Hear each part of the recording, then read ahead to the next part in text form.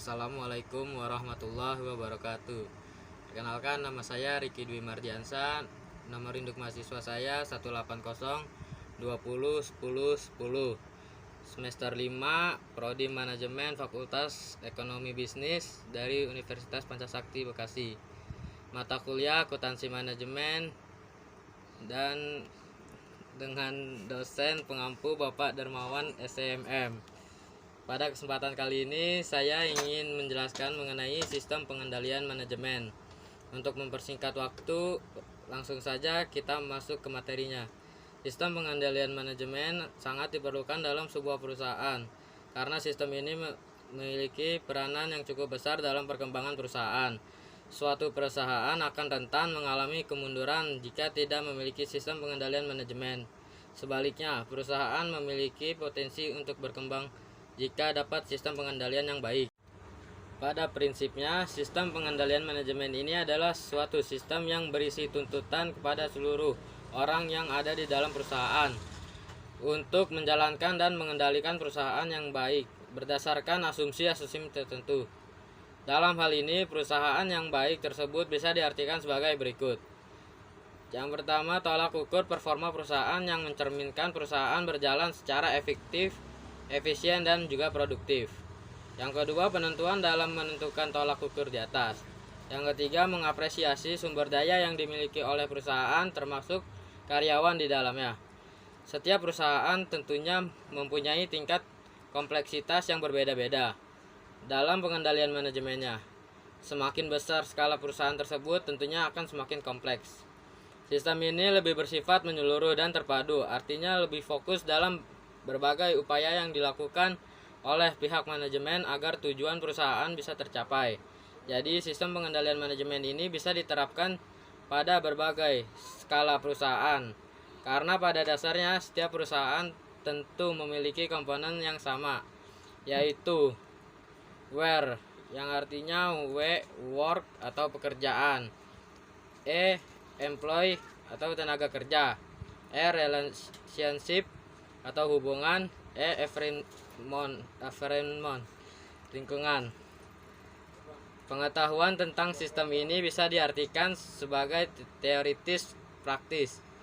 Oleh karena itu, sistem pengendalian manajemen akan lebih mudah untuk dipahami jika dalam pembelajarannya selalu dihubungkan dengan perilaku manusia dalam suatu perusahaan. Beberapa ciri penting dari sistem pengendalian manajemen adalah sistem pengendalian manajemen akan digunakan oleh perusahaan untuk mengendalikan seluruh organisasi, termasuk pengendalian atas seluruh sumber daya yang digunakan, baik itu sumber daya manusia ataupun sumber daya peralatan. Sistem ini akan lebih fokus pada strategi dan teknik evaluasi yang lebih terintegrasi dan menyeluruh dengan sifat perhitungan yang matang dalam mengevaluasi sesuatu di dalamnya. Sistem pengendalian manajemen akan lebih berorientasi pada sumber daya manusia, karena pengendalian manajemen ini lebih difokuskan untuk membantu manajer perusahaan untuk mencapai strategi, bukan untuk memperbaikinya.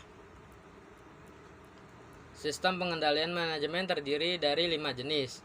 Yang pertama, pengendalian pencegahan atau preventive controls. Pengendalian pencegahan dimaksudkan untuk mencegah terjadinya suatu kesalahan. Pengendalian ini dirancang untuk mencegah hasil yang tidak diinginkan sebelum kejadian itu terjadi.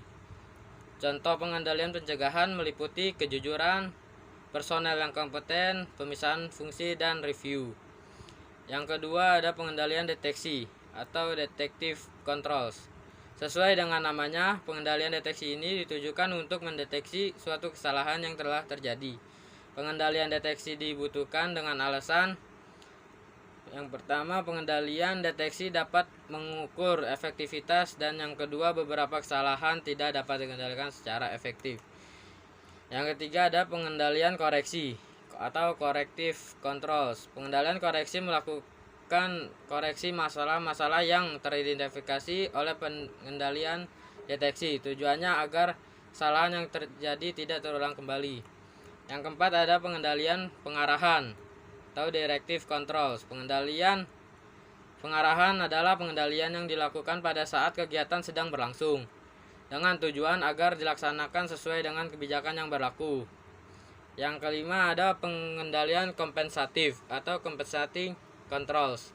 Pengendalian kompensatif dimaksudkan untuk memperkuat pengendalian karena terabaikannya suatu aktivitas pengendalian. Pengawasan langsung pemilik usaha terhadap karyawannya. Proses pengendalian manajemen. Proses sistem pengendalian manajemen yang baik akan lebih bersifat normal. Pengendalian manajemen yang formal ini memiliki beberapa tahapan yang saling berkaitan antara lain yang satu dengan yang lainnya, yang terdiri dari pemrograman. Dalam tahapan ini, pihak perusahaan akan menentukan program apa saja yang akan dilakukan dan memperkirakan sumber daya yang dibutuhkan untuk setiap program yang sebelumnya sudah ditentukan. Yang kedua, penganggaran. Di dalam tahapan penganggaran ini, anggaran akan dinyatakan dalam suatu keuangan tertentu untuk digunakan dalam periode tertentu. Yang ketiga ada operasi dan akuntansi. Pada tahapan ini akan dilakukan pencatatan dari berbagai sumber daya yang digunakan dan pendapatan yang diperoleh. Seluruh catatan dan biaya tersebut akan dikategorikan sesuai dengan program yang sudah ditetapkan oleh pusat tanggung jawab.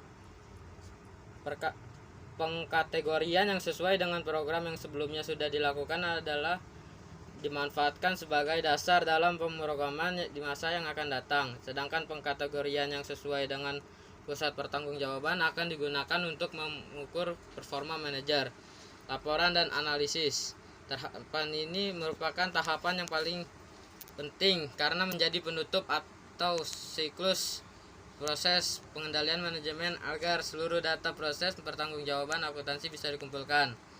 Analisa laporan manajemen ini bisa berupa perlu atau tidaknya strategi perusahaan untuk ditinjau kembali. Perlu atau tidaknya dilakukan kebijakan penghapusan, penambahan, atau perubahan pada program di tahun selanjutnya. Perlu atau tidaknya dilakukan perubahan anggaran. Perlu atau tidaknya perbaikan untuk tiap masalah yang tidak dapat diantisipasi. Ya, saya rasa sudah cukup sampai di sini presentasi saya. Untuk hari ini demikian penjelasan sistem pengendalian manajemen kali ini. Semoga apa yang saya berikan dapat bermanfaat untuk kita semua. Terima kasih atas perhatiannya. Mohon maaf bila ada kekurangan atau kesalahan. Wabillahi taufik wal hidayah. Wassalamualaikum warahmatullahi wabarakatuh.